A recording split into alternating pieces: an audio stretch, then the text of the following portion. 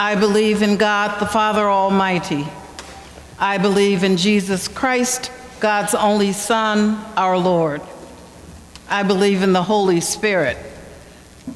These are the words we recite in some form or another together each time we gather for worship. In them, we affirm our belief in the Holy Trinity.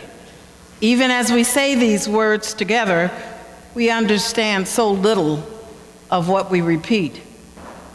That is the mystery of the doctrine that we hold so centrally in our faith. Today is Trinity Sunday, the first Sunday after Pentecost. We can name the three parts of the Trinity: God as Father, who created all things; Jesus Christ, his fully human and at the same time fully divine Son; and the Holy Spirit of God, who gives life to all things and moves through all living things. But beyond that, how can we describe a God one and three at the same time? Followers of other faith traditions often wonder how we can call ourselves monotheistic, believing in one God, when we have this idea of Trinity. Which is it? Do we believe in one God or three?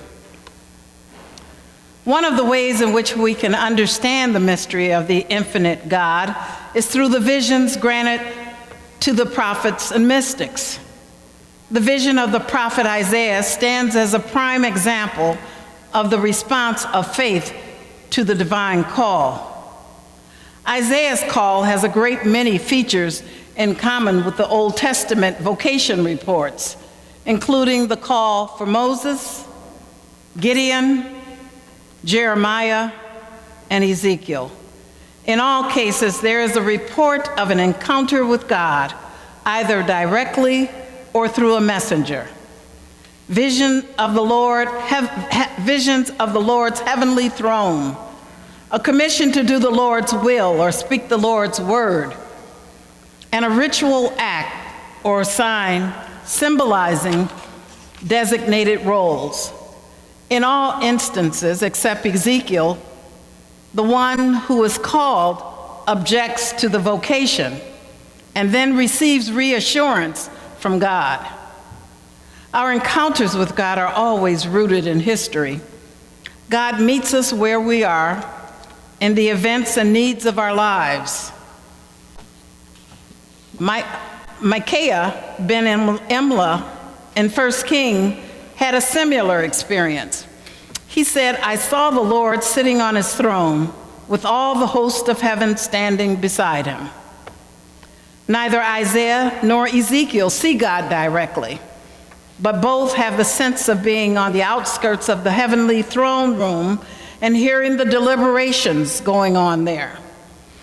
Because prophets in Israel had no official standing as compared to priests, their right to speak in the name of the Lord was open to question. The vocation reports were their responses to such challenges.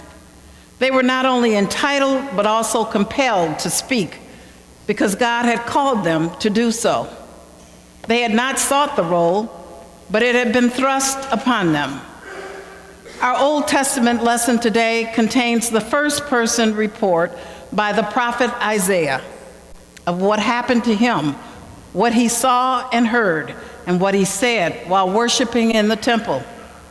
The story begins with an awe-inspiring vision of Yahweh, the God of Israel, as king on a throne in the temple.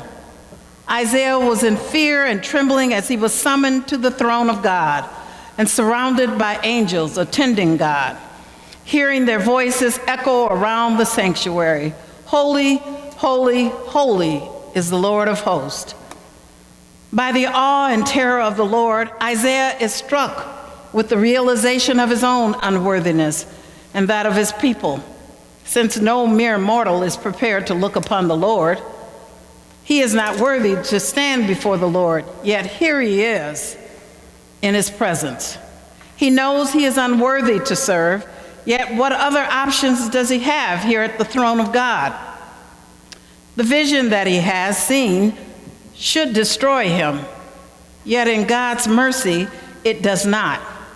His sin is purged as his unclean lips are cleansed by a live coal that a seraph brings to him from the heavenly altar. When he hears the Lord's call for someone to send as the bearer of the word, Isaiah answers, "Here I am, send me." Isaiah's story reminds me of my own call to the priesthood. I too felt I was unworthy and never even considered the priesthood as a vocation. I actually did everything in my power to plan my own career promotions, to plan my own life. While I was in the Year of Discernment program, I began making time for daily devotions. I met with spiritual directors, and on one day, I reflected back to that day. I was asked to preach my first sermon.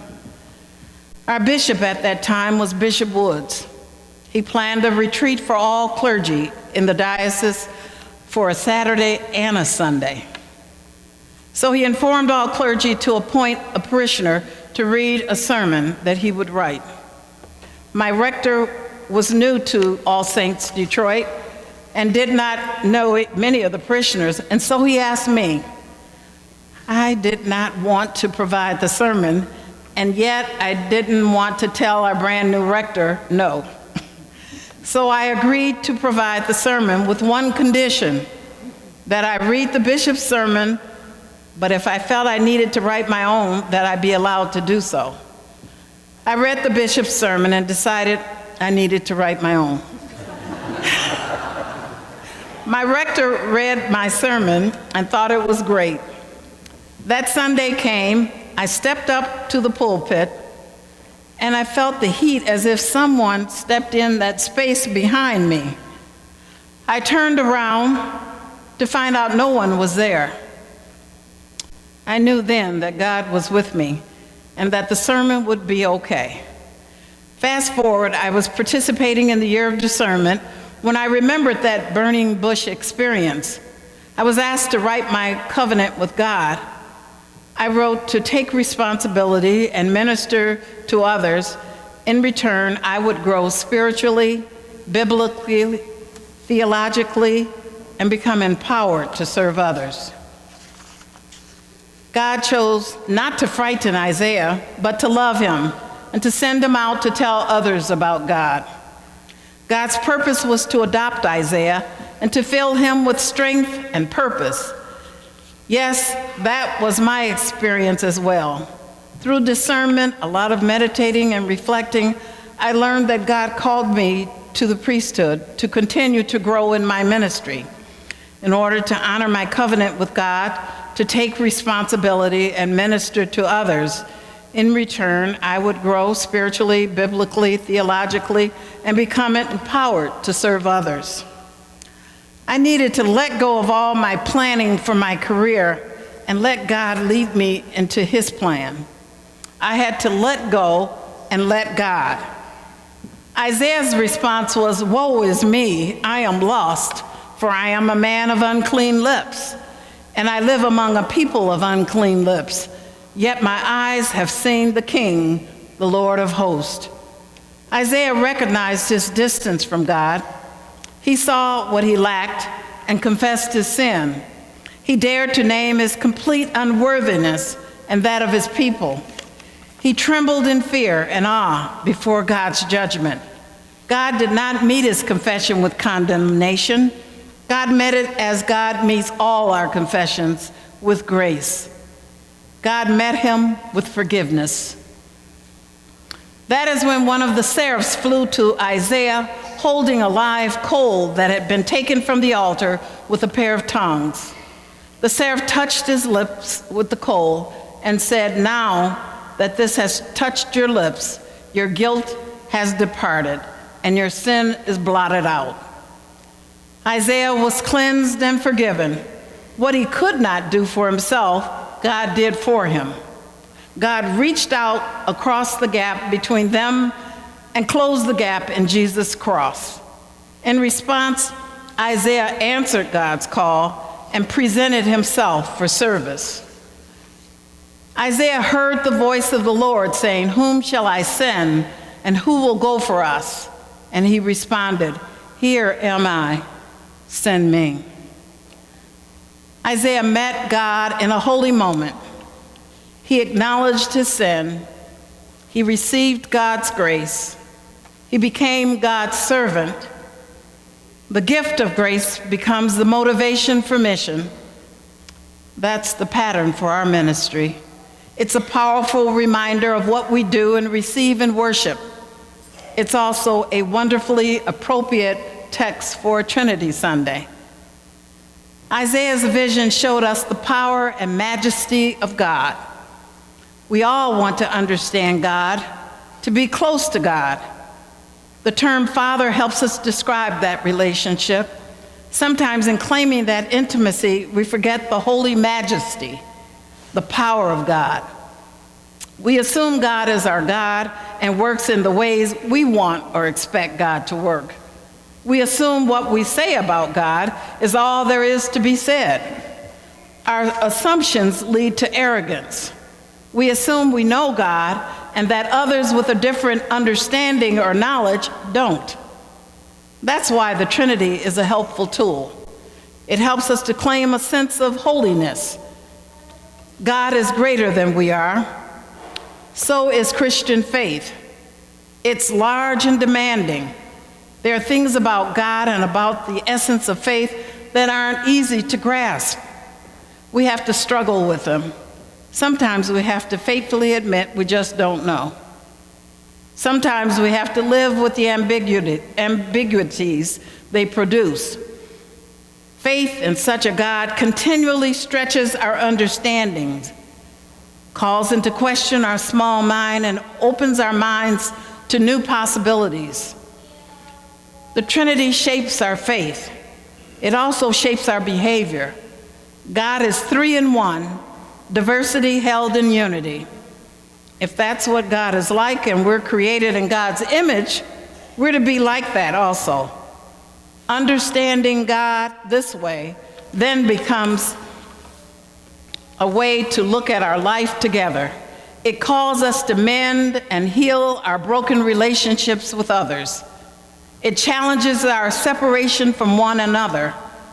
The Trinity is an image of wholeness and invites us to be whole also in our fragmented and broken world, so often divided by schisms, isms, suspicion, hostility, and hatred. It's a necessary and hopeful word. It invites us to live in God's love, to be loved by God, and to love one another. The icon that you have is Andrei Rublev's famous icon of the Trinity. Three identical figures sit at a small table. They represent the three angels who came to Abraham in Genesis. The story indicates that Abraham was sitting at an ancient oak tree, sometimes referred to as the Oak of Abraham. While he was sitting at the tent door, he saw the angels and ran to meet them. He bowed to the earth. One of the angels spoke to Abraham as the Lord and promised that Abraham's wife, Sarah, would bear a son, even though she was very elderly. The child would be born, and the angels would return in 1 year. The angel figures are identical, yet each is distinct and unique. Each one represents a person of the Trinity. Together they form an inclusive circle. In the center of the table is a chalice. The figure points to it. The chalice symbolizes God's overflowing love. There's an open side at the front of the table. One of the figures seems to point to the vacant space. It's an invitation to the viewer, to us, to sit down with the three and share their fellowship. We're invited to participate in their intimate conversation and to share the love that exists among them. They call for us to sit by Abraham. The author and poet Madeleine L'Engle always carried a small representation of Rublev's icon. She said reconciliation is part of her understanding of the Trinity. Those three angels are angels of reconciliation. in a world of pain, injustice, and bitter anger.